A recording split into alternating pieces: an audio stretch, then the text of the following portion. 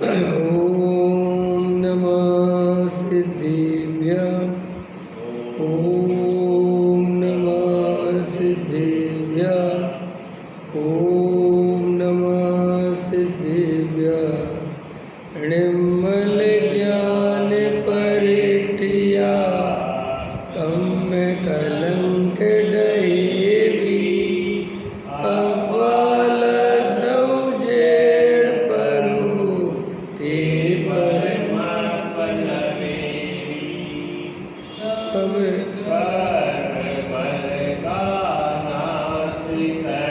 हर प्राप्त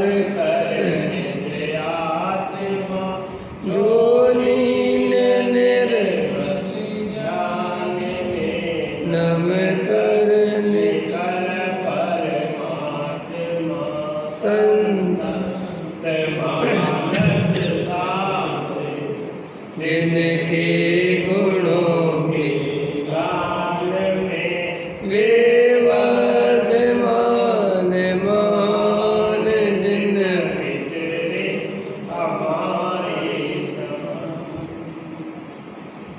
योगसार प्रवचन 16 नंबर का पेज है। देखो गाथा नंबर 10 है। यह आत्मा शुद्ध चैतन्य अखंड अभेद पदार्थ है। उसे छोड़कर शरीर धन धान्य मकान कीर्ति शरीर की क्रिया तथा अंदर के पुण्य पाप के भाव ये सब मेरे हैं ऐसा मानने वाला बहिरात्मा मिथ्या दृष्टि अज्ञानी है। देखो इनको अपना मानने वाला समझ में आया, क्योंकि शरीर तो छोड़ा तो नहीं जा सकता। जब तक आयु कर्म है तो शरीर में तो रहे। अनंत भगवान भी शरीर में रहते हैं, मुनिराज भी शरीर में रहते हैं, सम्यक दृष्टि भी शरीर के साथ ही है। लेकिन मिथ्या दर्शन शरीर के साथ रहने से नहीं होता, बहिरात्मा शरीर के साथ रहने से नहीं होता। इस शरीर को अपना मानता है, इसमें एकत्व ममत्व कर्तृत्व भोक्तृत्व करता है। एकत्व माने ये शरीर ही मैं हूँ, ममत्व माने ये शरीर मेरा है, और कर्तृत्व माने शरीर का कर्ता मैं हूँ, और भोक्ता माने इस शरीर का भोग भी मैं करता हूँ। तो ऐसे 4 प्रकार से मिथ्यात्व खड़ा होता है। तो शरीर को अपना मानना, शरीर में मैं हूँ ऐसा मानना, इसका नाम मिथ्यात्व है। ऐसे ही धन का होना या धन का नहीं होना, इससे कोई बहिरात्मा या अंतरात्मा नहीं है। धन को अपना मानना, धन का स्वामी बनना, धन से सुख दुख मानना, ये मिथ्यात्व है। अब शरीर भी अपना दिखता है ऊपर ऊपर से, और रुपए पैसे मकान दुकान में से सुख भी दिखता है। समझ में आया ना? यही समझ लो पहेली है। पहेली कैसी होती है कि उलझी हुई होती है, उसमें समझना पड़ता है। अगर सीधी सीधी बात हो तो कोई भी बता दे, पहेली कहते ही उसे जो उलझी हो।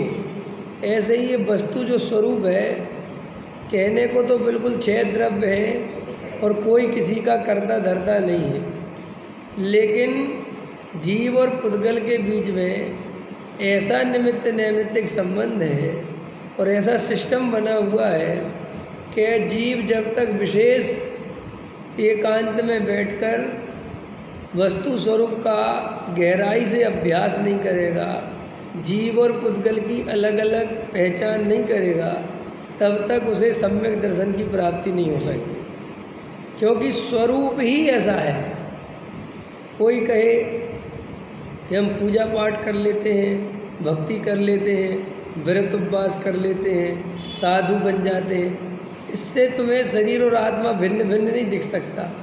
क्योंकि इनमें आत्मा अलग है और शरीर अलग है, ये देखने की बात ही नहीं है। भाई आप भोजन करो तो शरीर करता है, और भोजन छोड़ो तो शरीर छोड़ता है। भाई आज मैंने भोजन किया तो शरीर ने करा, तो मैं मानता हूँ कि मैंने भोजन किया, ये भी मिथ्यात्व है। और मैंने आत्मा पाने के लिए भोजन छोड़ दिया, अब मैं ये मानने लगा कि मैंने भोजन नहीं करा, तो पहले भोजन का कर्ता बनता था, अब भोजन का कर्ता बनता हूँ। बात तो वही की वही है, बात तो वही की वही है, पूरी की पूरी है, उसमें तो कोई अंतर नहीं। तो श्री गुरु कहते हैं अरविंद जी बाहर जाना, ये काय के लिए परेशान हो रहा है आदमी, क्या हो गया, वो माली से कुछ कह रहा है, ये वही है पड़ोस वाला।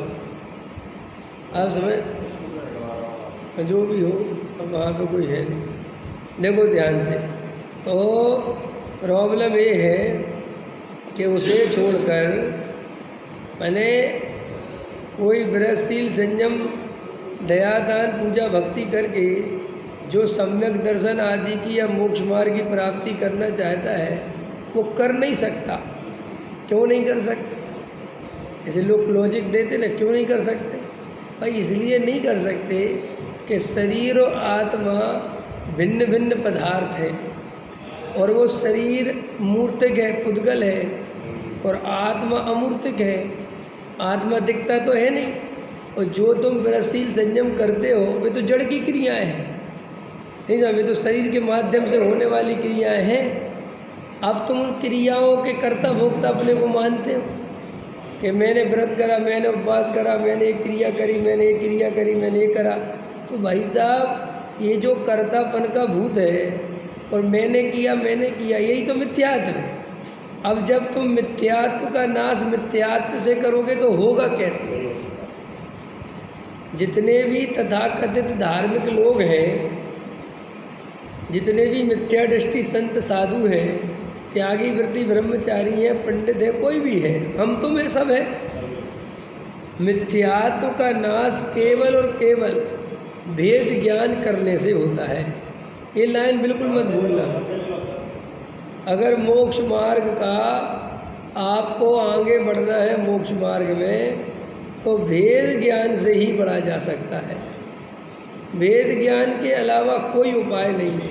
और भेद ज्ञान माने एकांत में समय निकालकर आत्मा की रुचि पूर्वक शरीर और आत्मा का भेद ज्ञान करो।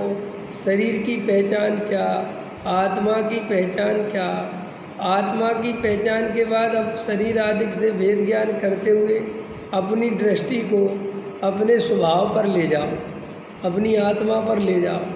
अब आत्मा में भी जब अपन उसकी तरफ देखेंगे तो आत्मा भी एक रूप नहीं दिखता, आत्मा के भी दो रूप हैं। एक मोह राग देश वाला आत्मा है और एक ज्ञान स्वभावी आत्मा है। अब वो मोह राग देश पहले दिखेंगे आपको, क्योंकि वे आत्मा की बाहरी परतों में है। बाहरी माने वो विभाव है ना, तो ऊपर ऊपर रहता है। क्योंकि अगर विभाव स्वभाव में चला जाए तो फिर तो उसका नाश करना मुश्किल हो जाएगा।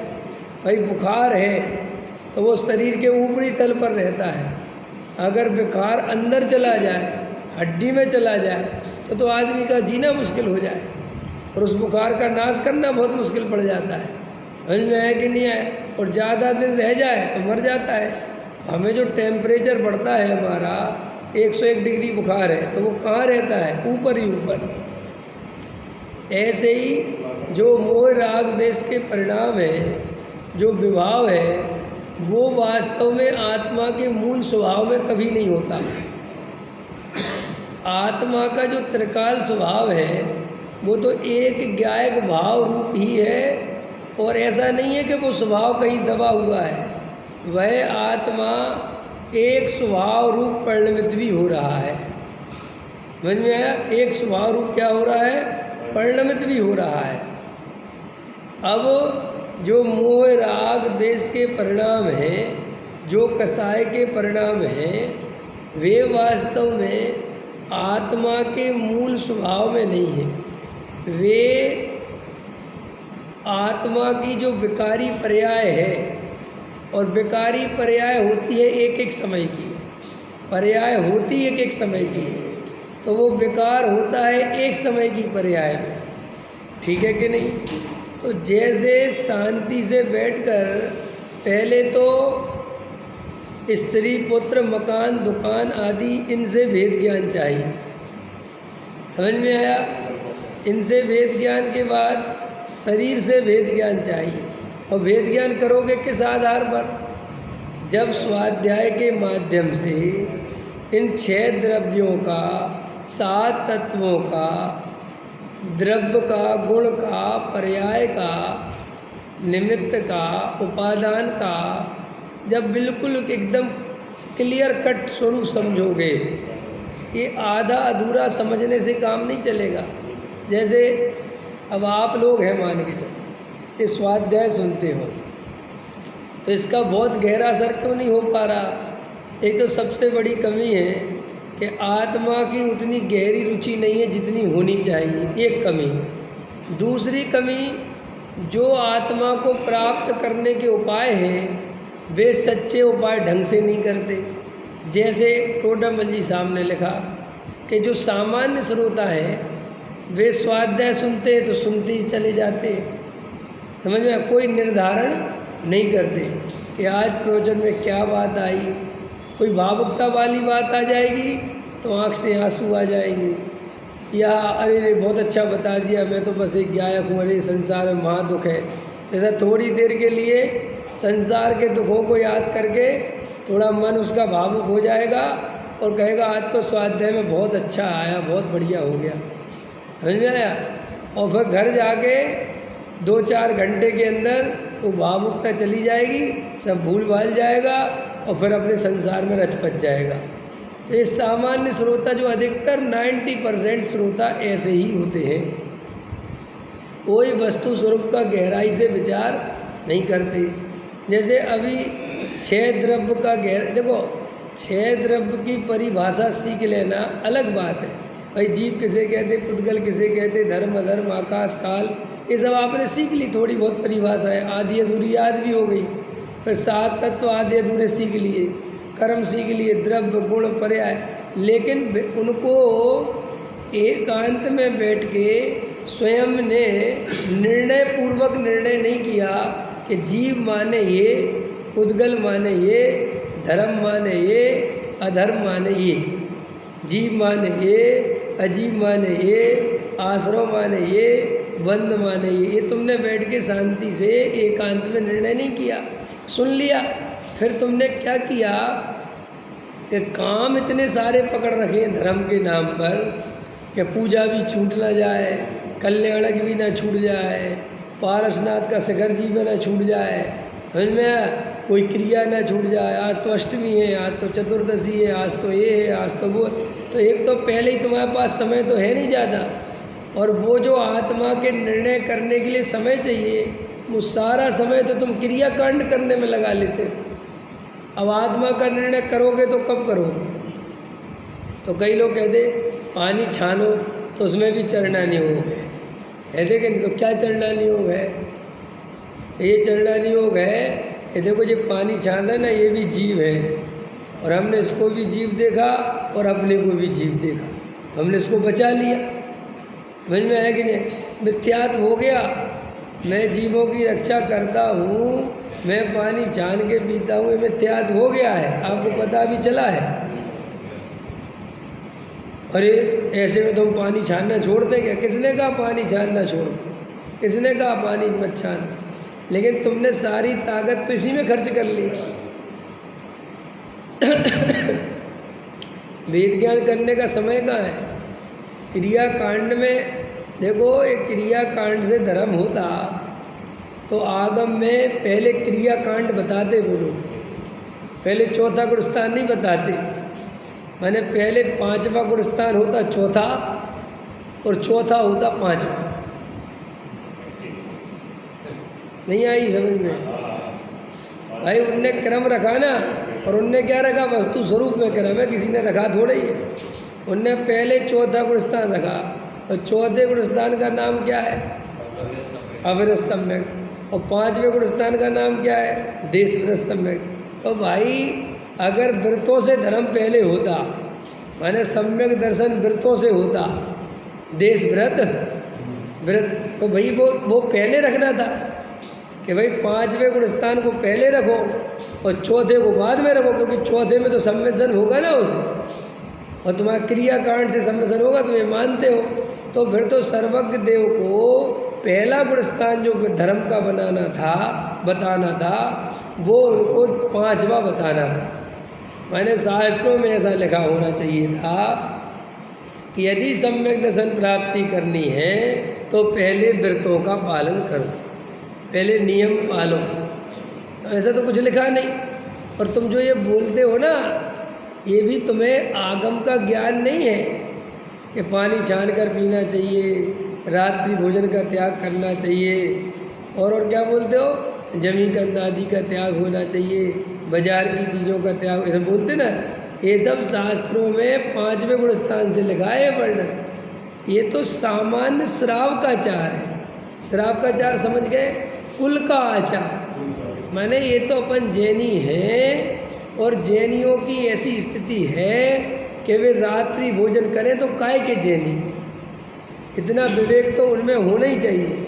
वे जमी कंद खाएँ तो काय के जैनी, वे तुम्हारा क्या कहते हैं पानी छान कर ना पिए तो वो एक सामान्य श्राव का आचार माने हमारी पहचान है, वो धर्म का कोई अंग नहीं है। वो जैसे मुसलमान टोपी लगा के ही नमाज पढ़ता है, अब बिना टोपी लगाए पढ़े तो क्या हो जाए, पढ़ सकता है भाई पढ़ तो सकता है भाई, क्योंकि ऐसा तो, लेकिन अब वो परंपरा है, उसका सिस्टम है। ऐसे ही अगर अपन का आचरण अच्छा नहीं होगा तो अपन सज्जन पुरुषों की श्रेणी में शामिल नहीं होंगे, क्योंकि उत्कृष्ट धर्म पढ़ रहे हैं अपन, तो आचरण भी तो उत्कृष्ट होना चाहिए।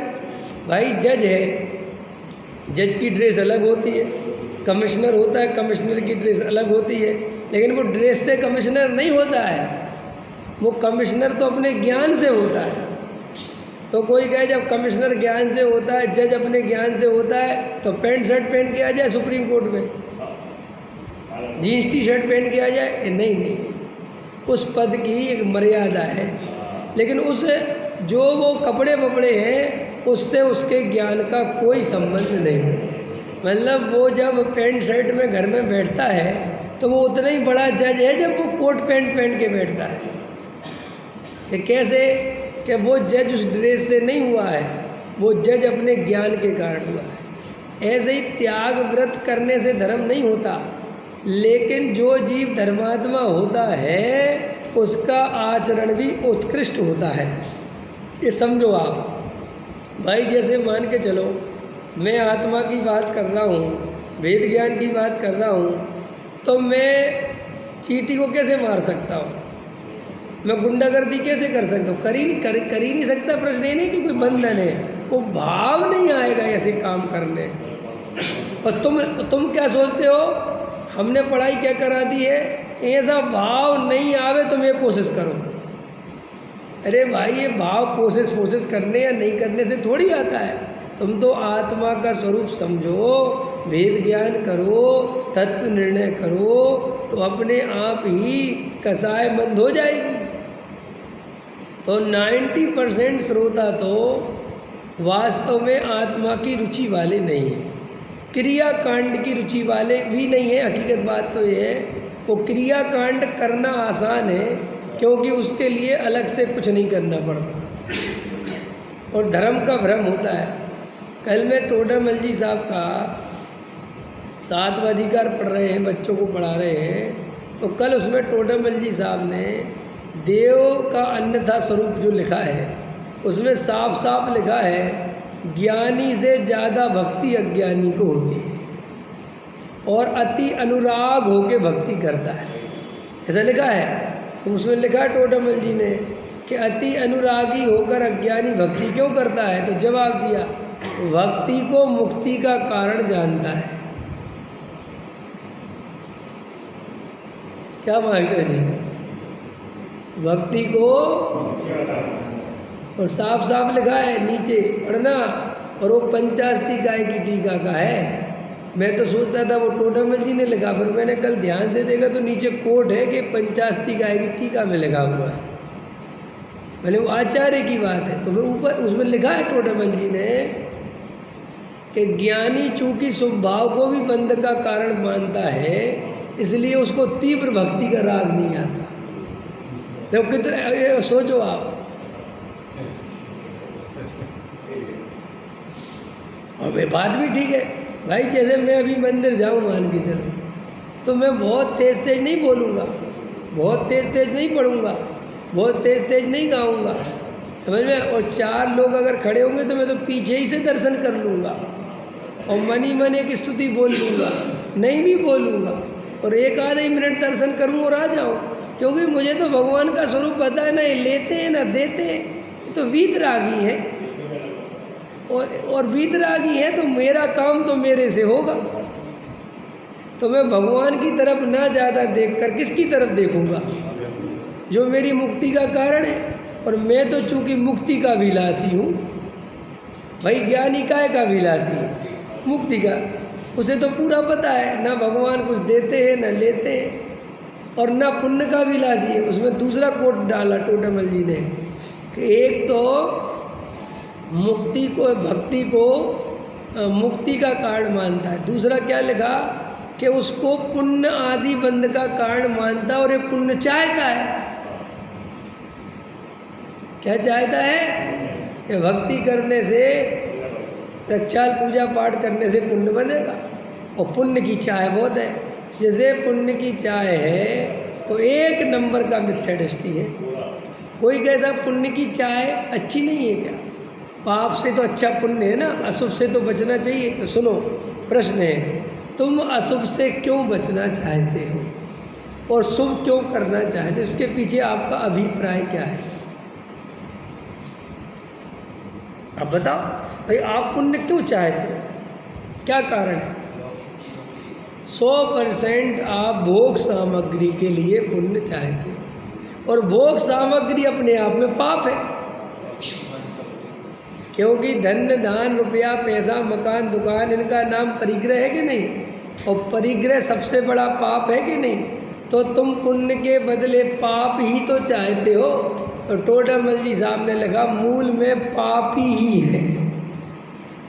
और क्या लिखा पता कि अरहंत आदि के भक्ति करने से जीवों का भला होता हो देखा जाता है, कष्ट दूर हो जाते हैं, समझ में। तो टोटमल जी ने क्या जवाब दिया कि देखो भाई, अरहंत भगवान की भक्ति करने से दुख दूर हो जाते हैं, और उनको पतित पावन अधम उद्धारक कहा जाता है। सो वो इसलिए कहा जाता है कि उनकी भक्ति करने से सहज ही जीव को पुण्य का बंध होता है। वे तो कुछ करता धरता, न वे पुण्य बंधवाते हैं और न वे पाप बंधवाते हैं। तो लिखा टोटल में, तेरे परिणाम के अनुसार तेरे को वैसा बंध होता है। सो अरहंत आदि की भक्ति करने से तेरे पुण्य आदि का बंधन होता है, और जो पूर्व पाप कर्म है उनका संक्रमण हो जाता है, और पाप प्रकृतियाँ पुण्य में बदल जाती हैं। संक्रमण होता है कि नहीं होता? पुण्य का पाप में और पाप का और कहीं कुछ नहीं होता है, यही होता है। और जब पुण्य और पाप पता है क्या है तुम्हारे? वेदनीय कर्म। ये अच्छे समझ लो। लोग कहते हो जाता, क्या हो जाता है, क्या हो जाता है भाई? 10 लाख रुपए मिलने थे, पुण्य प्रकृति मिट गई तो 1 लाख मिले, 1 लाख मिलने थे, प्रकृति बदल गई तो 10 लाख मिल गए। इससे मोह में कोई चेंजिंग नहीं आती। माने ये पुण्य कितना ही करो, ये मोह के नाश में कुछ भी नहीं करता। आप समझ रहे मैं क्या कहना चाहता हूँ? मास्टर जी, अपन ने बहुत भक्ति करी भगवान की, खूब सम्य से करके पहाड़ चढ़ाया है। चलना है आपको सम्य से कर? सोनागिरी जी ले चलूँगा आपको 1 आध दिन। अब मैं जाऊँगा तो आपको लेके जाऊँगा। बहुत दिन से गए नहीं आप कई तीर्थों पे, अब सोनागिरी चलेंगे। अब बताओ, वह खूब भक्ति करी, खूब प्रक्षाल किया, खूब सब कुछ किया। अब वो टोटमल जी कह रहे इससे उसके मिथ्यात्व में इतना सा भी फर्क नहीं पड़ता। मैंने जैसे वो मिथ्यात्व 100 किलो का बंधा अपनी भाषा में, तो वो 99 किलो 99 पॉइंट नहीं खा सकता। मैंने 1 पॉइंट भी कम नहीं होता वो। तो नहीं साहब, वो लिखा तो है, तो वो जो लिखा है ना, वो पुण्य और पाप का खेल है। वो कि जैसे पाप बांधा था तो पुण्य में बदल गई प्रकृतियाँ, अथवा तीव्र कसाई हुआ, क्रोधी हुआ, मानी हुआ, लोभी हुआ और छलकपटी हुआ, तो क्या होगा कि वो पुण्य प्रकृतियाँ पाप में बदल जाएंगे। लेकिन जो मोह है, माने जो मिथ्यात्व है, वो बिना भेद ज्ञान के, बिना तत्व विचार किए बिना बिल्कुल भी कमज़ोर नहीं होता। ये बात अपन को बहुत गहराई में अंदर लेके जानी है। तो इससे क्या फ़ायदा? आप प्रश्न करोगे, इससे फ़ायदा ये होगा कि तुम जो दयादान पूजा भक्ति के लिए मरे जाते हो, उसकी जगह तत्व विचार में ताकत लगाओ। भाई तुम दयादान पूजा भक्ति मरे काहे को जाते हो? ये दुनिया जो मरी जाती है काहे के लिए मरी जाती है? पुण्य के लिए। अशुभ से बच जाएंगे, अशुभ से बच जाएंगे। लेकिन तत्व विचार करने से कौन से अशुभ में चले जाओगे? भाई साहब, तत्व विचार करने से डबल फायदा है। पूजा पाठ से तो एक ही प्रकार का फायदा है, और जो फायदा नहीं है वास्तव में घाटा है। नहीं, अभी तुमने अभिप्राय की बोली, ये भी लिखा टोडामल जी ने, भी सुनो, तुमने अच्छा याद दिलवाया। ये तो अभी रह जाता वरना। अब ये तत्व विचार वाला याद रखना है, भूलना मत, पुरानी बात। वहाँ लिखा टोडामल जी ने कि ऐसे अरहंत आदि की भक्ति करने से स्वयं में पाप प्रकृतियाँ पुण्य में बदलती हैं, और पुण्य में बदलती हैं तो वही उदय आएगी तो उसका काम बन जाएगा। सो ऐसा व्यवहार से अरहंत भगवान ने इसका भला किया, ऐसा कहने में आता है। ऐसा लिखा है वहाँ। सो फिर ऐसा लिखा, सो ये व्यवहार न इसकी बात है, उपचार की बात है। कोई ऐसा ही मानकर, अब देखो आगे क्या लिखा, कोई ऐसा ही मान कर के अरहंतादिक जो है वो सुख दुख कर देंगे, ऐसा मानकर उनकी भक्ति करता है। सांसारिक प्रयोजनार्थ, कौन से प्रयोजनार्थ? सांसारिक प्रयोजनार्थ उनकी पूजा भक्ति करता है। सो लिखो, सो देखो, पढ़ना जाके वहाँ। सो अभिप्राय खोटा है। क्या लिखा? अभिप्राय ही खोटा है। इसलिए ऐसे जीव को कितने ही पूजा पाठ करे तो पाप का ही बंध होता है, क्योंकि उसका अभिप्राय मिथ्या है। माने वो तिजारा भाग रहा है, तिजारा में कौन से भगवान है? सुभाष जी, कौन से भगवान है तिजारा में? चंदा प्रभु। हाँ, तो चंदा प्रभु के पास भाग रहा है। काहे के लिए भाग रहा है? कि चंदा प्रभु रुपयों की बारिश कर दो, पैसा दे दो। तो अब वहाँ भाग रहा है ना, और वहाँ पूजा कर रहा है, छत्र चढ़ा रहा है, गोला चढ़ा रहा है, बैठ के बड़े भावों से। देखे कभी तीर्थों पे गए हो ना, तुम कभी ऐसी भक्ति नहीं कर सकते, जबकि तुम सम्यक दृष्टि हो और वो मिथ्या दृष्टि है। सम्यक दृष्टि का अर्थ वही अकेला सम्यक दृष्टि नहीं लेना, सम्यक दृष्टि के कई अर्थ होते हैं। नहीं समझे मास्टर जी? अपन को सम्यक दृष्टि का एक ही अर्थ पता है। जैसे आप पूजन का सही स्वरूप समझते हो तो आप पूजन के संबंध में सम्यक दृष्टि हो। सम्यक दृष्टि माने जिसकी सम्यक दृष्टि है। सम्यक दृष्टि माने सच्ची दृष्टि। सच्ची दृष्टि माने जिस चीज़ का जो प्रयोजन है, जिस चीज़ का जो भाव है, उसे वो समझता है, उसे मानता है, स्वीकारता है, तो सम्यक दृष्टि है। तो अब तुम गए तिजारा, तुम तो सहजता से चले गए।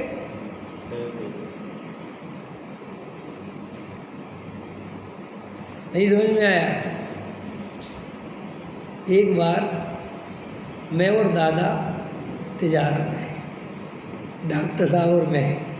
अलवर का पंच कल्याणक था, और मेरी तो आदत थी कि दादा जहाँ होंगे, समझ में आया, चाहे वो कहीं हो तो मैं चला जाता था। दिल्ली से भी चला जाता था, और उसके पहले जयपुर में भी रहता था। और दादा किसी पंच कल्याणक में जा रहे तो मैं तो छुट्टी ले ला के चला जाता। तो मैं और दादा थे, तो दादा दादी को दर्शन करने के भाव आते। दादी के साथ ही जाते थे दादा के, भाई चलो। तो दादी बोली तिजारा के दर्शन करने, अब अलवर तक आए हैं, बहुत दिन से नहीं गए। तो दादा कह ले चलो। तो मैं, दादा और दादी कल तीनों चले गए हम। अब गए तो भाई मैं उतर गया, दादी उतर गई और दादा क्या कह रहे पता, तुम लोग करे आओ मैं यहीं बैठा सोच रहे हैं। हमने कहा दादा दर्शन करे आओ, कह रहे मेरा समय सार की कैसेट लगा दो ड्राइवर से, ठीक है कि नहीं। तो मैं आया दर्शन करके, तो दादा पूछे क्या मिला, क्या देखा वहाँ। मैंने कहा वो सबरे लगे, वो तो भूत प्रेत भाग रहे बात मेरे बात कह रहे यही देखने गए थे है, सारा ध्यान उसी पे चला गया, भगवान को देखा ढंग से, समझ आए। और मैंने जब बाद में देखा तो दादा चुपचाप, समझ में आया, निकले वहाँ से दर्शन करे, समझ में आया बिल्कुल, और चुपचाप गाड़ी में 2 मिनट में 3 मिनट में आ गए। अब मेरा प्रश्न है भक्ति सच्ची किसकी है?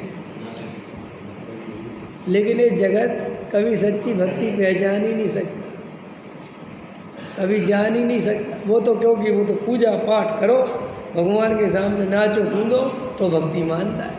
टोडामल जी साहब ने लिखा है, अति अनुरागी होकर भक्ति केवल अज्ञानी करता है। और फिर नीचे लिखा, उन्होंने नहीं लिखा, वो पंचाशती गाय में लिखा है, वो मैं तो अभी तक टोडामल जी के नाम से सोचता था, और नीचे उसमें लिखा है ज्ञानी के तो कदाचित कभी कभी, कदाचित माने कभी कभी भक्ति का राग आता है।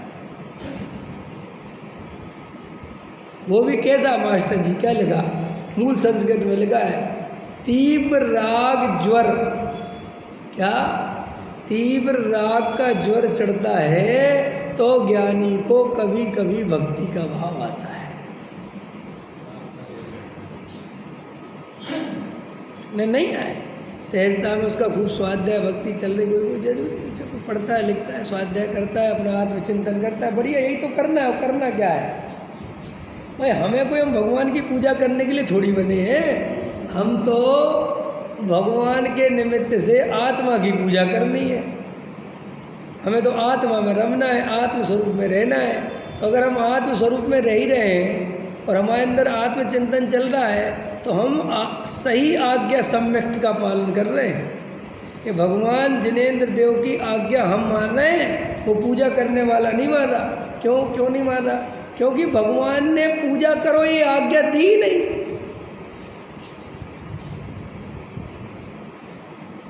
महावीर भगवान ने थोड़ी कहा तुम मेरी पूजा करो, उन्होंने तो ये कहा कि भैया अपनी आत्मा को पहचानो, तुम स्वयं भगवान हो, नहीं समझे, और अपने भगवान को पहचानो, तुम मेरे बराबर के भगवान हो, जैसा मैं हूँ वैसा तुम हो। उनने कब कहा कि मुझे गोले चढ़ाओ, नारियल चढ़ाओ, चांदी के चबर चढ़ाओ, मेरी सोने की प्रतिमा बनाओ, ये कहीं लिखाओ तो ले आओ। तो अरे ये तो भक्तों ने अपने अनुराग होकर भक्ति के वशीभूत होकर सब करा है, ये मूल भक्ति तो है ही नहीं सोने के चबर और चांदी के चबर, ये तो तुम्हें सोने की महिमा है। अजय एक बात बताओ, सोने के चबर से भगवान को ऐसे कैसे करते होंगे तो भगवान भी देखते होंगे सोने के हैं।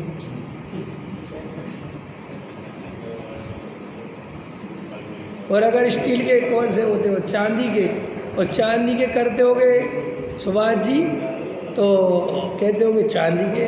ऐसा भेद तो भगवान भी करते होंगे, चांदी सोने का।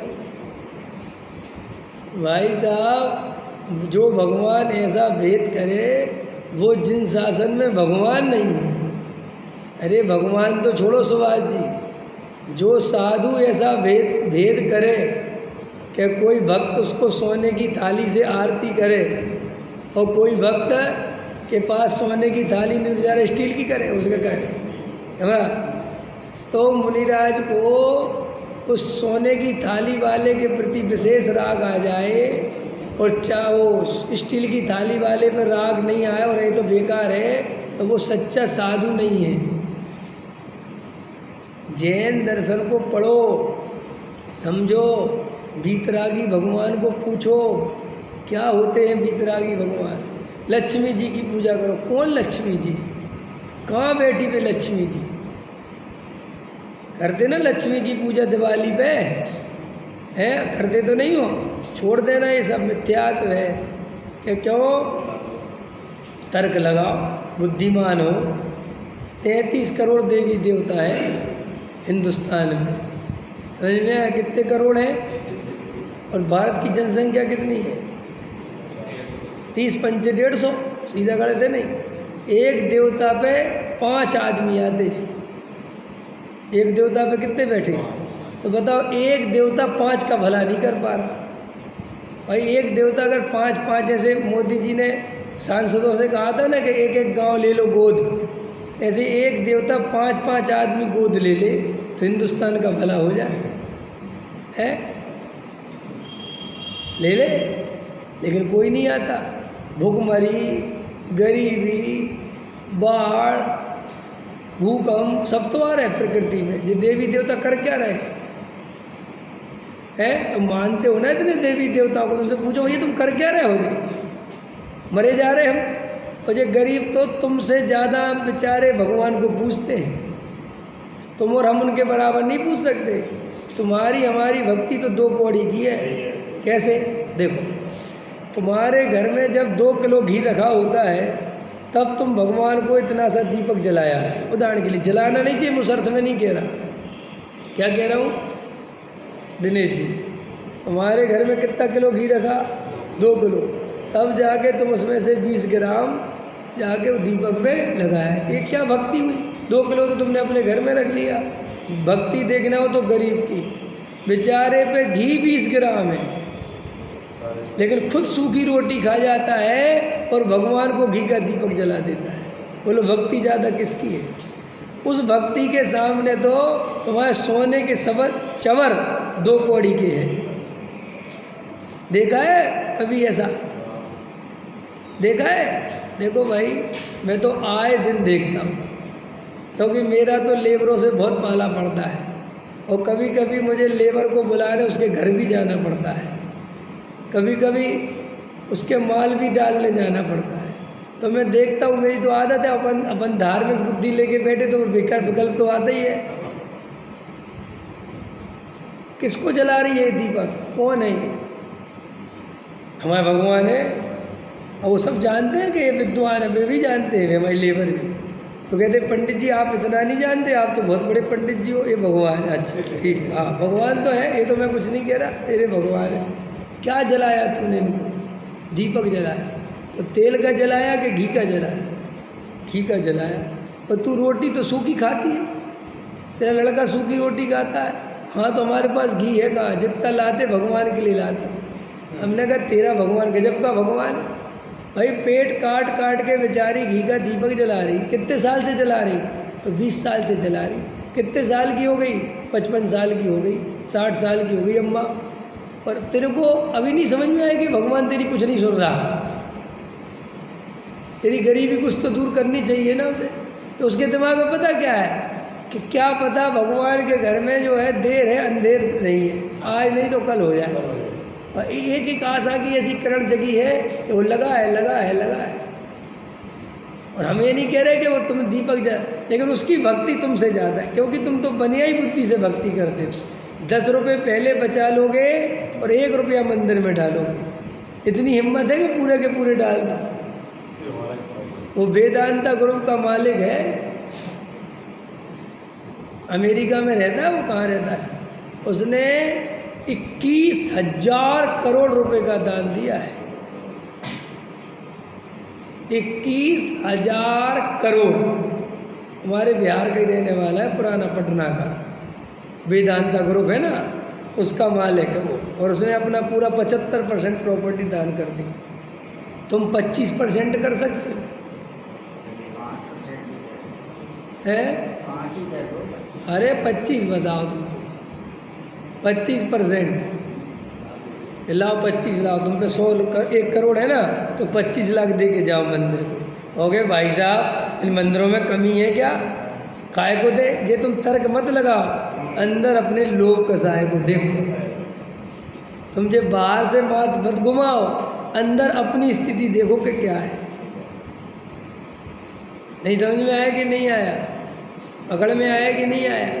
ऐसे कई दफ़े हो जाता ना, दान तो आदमी जोश में बोल देता है, फिर देने में मन कुछ आता है। फिर पता क्या कहेगा? और अगर ज़्यादा ही परिणाम खोटे हो गए तो फिर तो सीधा एक ही गणित निकालता, हम नहीं देंगे। तो क्यों नहीं दोगे? तुम्हारे यहाँ कमी है क्या? पहले ही बहुत आ रहा। तो भाई साहब तुमसे किसी ने ज़बरदस्ती कहा था बोलने के लिए, क्यों बोले? क्यों होशियार बने? और जब दान बोला था तब सोच समझ के बोलते, कहाँ देना कहाँ नहीं देना, किसको देना, नहीं समझा? लेकिन जब भावुकता में कुछ भी करता है, कुछ भी बोलता है और अंदर कसाय वही है। अधिकतर तो लोभ कसाय काम करती है, क्योंकि हमने ये कह दिया कि ये पैसा कहीं और लगाएंगे, तो अब आप फिर उससे तो हट गए ना, वो बंधन से। अब आप लगाओगे कि नहीं लगाओगे वो आप जानो, नहीं समझ में आया? लेकिन रियल में वो तुम्हारे सोने के चबर वे सब झूठे हैं। अगर तुम बाहर क्रियाकांड से कहना चाहे तो इसलिए कह रहा हूँ मैं कि तुम्हारी अंदर की भक्ति भी बहुत कमज़ोर भक्ति है। तुम भक्ति पे भी कुछ भी दाव में लगाने को तैयार। इसलिए जैनियों का धर्म सर्वोत्कृष्ट और सच्चा और बहुत ईमानदार धर्म है और वीतरागी धर्म है, सर्वज्ञ प्रणीत धर्म है। फिर भी जैनियों को सम्यक दर्शन नहीं हो पा रहा। तो क्या बात है, क्या कमी है? बनियाई बुद्धि होने के कारण अपने को दाव पे नहीं लगा पाता, बचा के दाव पे लगाता है। बचा के समझ गए कि नहीं? कि साहब जी समझ में समझ आया? सुभाष जी आ रहा समझ में कि नहीं?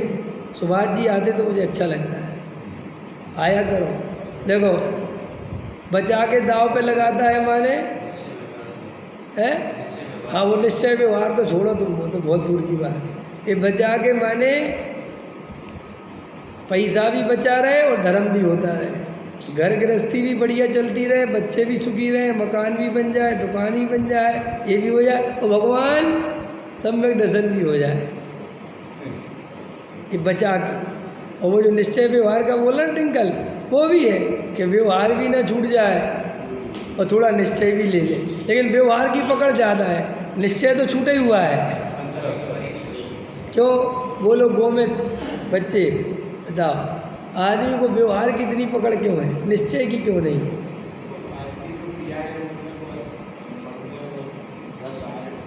हाँ हाँ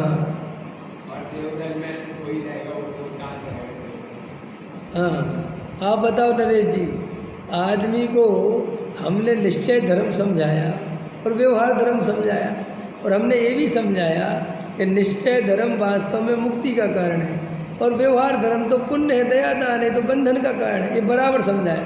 फिर भी ये जीव वो निश्चय धर्म को नहीं पकड़ता, व्यवहार धर्म को पकड़ता है। और निश्चय धर्म छूट जाए तो छूट जाए, लेकिन व्यवहार धर्म नहीं छूट जाए, इसकी चिंता सामान्य श्रोताओं को बहुत रहती है। क्या कारण है ये? व्यवहार धर्म में से कौन से लाल लग रहे हैं कि व्यवहार धर्म कोई नहीं छोड़ना चाहता। माने स्वच्छंदी होने से, निश्चयवासी होने से हर कोई डरता है, लेकिन आज तक कोई आदमी व्यवहाराभासी होने से नहीं डरा। और सुनो, व्यवहाराभासी हो जाएगा तो कोई नहीं तुमसे कुछ कहेगा और उल्टा तुम्हें धर्मात्मा ही समझेगा। लेकिन निश्चयवासी थोड़ा सा हो जाए तो सारे जगत उसका जीना मुश्किल कर देते हैं। तो ये व्यवहाराभासी की समाज भी प्रशंसा करती है। ये दो बातें समझो अरविंद जी, दो बातें। व्यवहाराभासी की प्रशंसा समाज भी करती है और कोई व्यवहाराभासी होने से भी नहीं डरता, और निश्चयभासी की निंदा समाज करती है और हर आदमी निश्चयभासी होने से डरता है। इसका कारण क्या है? अरे आपको तो सही स्वरूप पता चल गया। अभी आप व्यवहाराभासी हो कि क्या हो, सम्यक दृष्टि हो गए हो? बोलो, अंतर समझ में आया? सही स्वरूप तो समझा दिया, भाई पढ़ा दिया, सब समझा दिया, लेकिन फिर भी वो व्यवहार का पक्ष नहीं छोड़ता। दया दान पूजा भक्ति तो करने चाहिए, जरूरी है, ये सब उसके अंतरंग में चलता रहता है, व्रत तो पालना ही चाहिए। यही तो व्यवहार का पक्ष है। और सब आत्मा वो भी समझना चाहिए, उस पर भी ध्यान देना चाहिए, लेकिन वो उसके तरफ कमज़ोर है। क्यों कमज़ोर क्यों है? क्योंकि वो ब्रजशील संयम आदि का ध्यान पूरा रखता है, लेकिन वेद ज्ञान का ध्यान नहीं रखता। तो जो वेद ज्ञान का ध्यान नहीं रखता, इससे पता चल गया ना निश्चय की तरफ ध्यान नहीं है उसका, क्योंकि निश्चय तो वेद ज्ञान है। अब इसके दो प्रश्न खड़े किए थे ना मैंने, सुभाष जी समझ में आ रहा कि नहीं आ रहा? ये भाषा समझ में नहीं आ रही क्या? टिपिकल पड़ रहा? अब डरना नहीं, अभी धीरे धीरे जैसे आपको समझ में नहीं आ रहा ना अभी जो मैं बोल रहा हूँ, आप थोड़ा सा समय निकाल के रात को मास्टर जी से समझना। आपके जो बड़े भाई साहब बहुत ज्ञानी हैं, आप इनको आधा घंटा बैठा करो उनके पास, तो ये आपको क्या टीचर भी हैं, तो आपको निश्चय नए, व्यवहार नए, जैसे आप कॉपी पेन लेके आया करो, जैसे जो समझ में नहीं आता, बस आपको 15 दिन की मेहनत है, बस 15 दिन में ये जो शब्द मैं बोल रहा हूँ ये 15 दिन में, क्यों मास्टर 15 दिन ज़्यादा है क्या? भाई साहब 1 हफ्ते में घूम जाएंगे सारे शब्द, उतने ही शब्द हैं, मान के चलो 1000 शब्द हैं। कितने शब्द हैं? और 1000 शब्द 1 हफ्ते के प्रवचन में सारे घूम जाएंगे। तो जैसे मैंने आज व्यवहार नय बोला, अब आपको समझ में नहीं आए व्यवहार नय क्या है, तो आप लिख लो व्यवहार नय। फिर मैंने कल बोला कि निश्चय नहीं जानता, तो लिख लो निश्चय नय। फिर मैंने बोला दया दान पूजा भक्ति में धर्म नहीं, लिख लो इसका मतलब क्या। 15 बातें होंगी और आप मास्टर जी से बैठ के समझ लेना। तो आपको 15 दिन में जो मास्टर जी ने और हम लोगों ने 20 साल से मेहनत करी ना, आपको 15 दिन में मिल जाएगा। बोलो सौदा महंगा तो नहीं है, सस्ता है भाई। 15 दिन में 20 साल का माल। देखो बुजुर्गों के पास क्यों बैठना चाहिए। मैं बचपन में जब छोटा था तो मेरे बाबा मुझे हमेशा कहते थे, पता क्या कहते थे, कि बेटा, एक तो वो अपने ही पास बैठाते थे पहली बात, और उनके पास बहुत सारे बुजुर्ग बैठे होते थे, तो वो मुझे उनके बीच में बैठाते थे, कहते बैठो। और मुझसे कहते थे, तो जैसे जब छोटी क्लासों में था ना मैं, मतलब 7-8 क्लास में, तो मुझे देशभक्ति सिखाते थे। तो देशभक्ति के गीत होते थे ना, कर चले हम फिदा, ऐसे पढ़ते थे ना, तो उसका अर्थ करवाते थे कि इसका अर्थ करो। तो हम पढ़ इतना तो समझते थे सब, 6वीं 7वीं, या हमसे कोई हिंदी की पुस्तक मंगवाते थे, वो कहते थे हम सबको इसका अर्थ करके सुनाओ। तुम स्कूल में पढ़ के आए हो ना, तो अर्थ करके सुनाओ, तो हम सुनाते थे। फिर जैसे हम ऐसे जा रहे हैं तो कहते थे वहाँ जा रहे हो ना, हाँ, तो वहाँ भी फलाने कक्का मिलेंगे। कक्का बोलते हमारे यहाँ उम्रदराज कक्का है, कोई दादाजी हैं, बाबा जी हैं, तो कहते थे उनके पास बैठना 10 मिनट, उनको राम राम करना। अजैन समझे, कोई जैन तो ज़्यादा थे नहीं, तो हम कहते थे उनके पास क्यों बैठना। अरे बेटा, मैं तुम्हें 2 ज्ञान की बातें बताएंगे, वो ब्राह्मण पंडित हैं, बहुत ज्ञान होता है उनके पास, जाओ बैठो। तो हम जाके बैठते थे उनके समय। वो कहते थे उनके पैर छूना पहले, फिर बैठना, तो कुछ ना कुछ अच्छी बात ज़रूर बताएंगे। तो ऐसे हम लोग बैठते थे, उनसे सीखते थे। तो बुज़ुर्गों के पास बैठने से जो उस बुज़ुर्ग ने अपने जीवन के 50 साल 70 साल में सीखा है, वो तुम्हें 2 मिनट में सार बता देगा। माने अगर तुमने उसके साथ बैठा तो वो तुम्हें 60 साल की बात 6 मिनट में समझा देगा। बोलो कितना फ़ायदा है। अब चूँकि अपन को संसार का तो प्रयोजन साधना नहीं, इसलिए ऐसे बुजुर्गों के पास तो बैठना नहीं जो संसारी है। अब तो कैसे बुजुर्गों के पास बैठना जो मोक्ष मार्ग में लगे हुए हैं, ताकि वे अपने जीवन में उनने इस धर्म को समझा 40 साल पहले, और वे उस जीवन के उतार चढ़ाव को देखते रहे कि कैसा आता है, कैसी श्रद्धा में क्या स्थिति बनती है, घर गृहस्थी की झंझटों से कैसे भेद ज्ञान किया, तो उनसे आपको बहुत तजुर्बा मिलेगा। इसलिए आप मास्टर जी के पास बैठा करो और थोड़ा ही समझना।